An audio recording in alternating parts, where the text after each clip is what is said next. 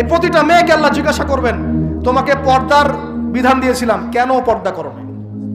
প্রত্যেক মুসলিমকে আল্লাহ জিজ্ঞাসা করবেন, 5 ওয়াক্ত নামাজ ফরজ করেছিলাম, নামাজ পড়ো নাই কেন? ঠিক মতো পড়েছো কিনা? প্রত্যেক ধনীকে আল্লাহ জিজ্ঞাসা করবেন, দাঁড় করিয়ে করে, একজন করে, একসাথে 10 জন না, একজন করে আসবে, একজন করে। এই আব্দুল্লাহ তুমি আসো, এই আব্দুর রহমান তুমি আসো, এই ওবায়দুল্লাহ তুমি আসো, এই রহিম তুমি, আব্দুর রহিম তুমি আসো। একজন করে আল্লাহ ডাকবেন, বলো তোমাকে ধন দিয়েছিলাম, কি করেছো? বলো তোমাকে ইলম দিয়েছিলাম, হক আদায় করেছো কিনা? বলো তোমাকে ক্ষমতা দিয়েছিলাম, কি করেছো? আমি জানি না আর কিভাবে ওয়াজ নসিহত করলে মানুষের কলিজার মধ্যে ঢুকতে পারে, আমার জানা নাই। আমি সহ প্রতি ব্যক্তি এই বিচারের সম্মুখীন হবেই হবে ইনশাআল্লাহ।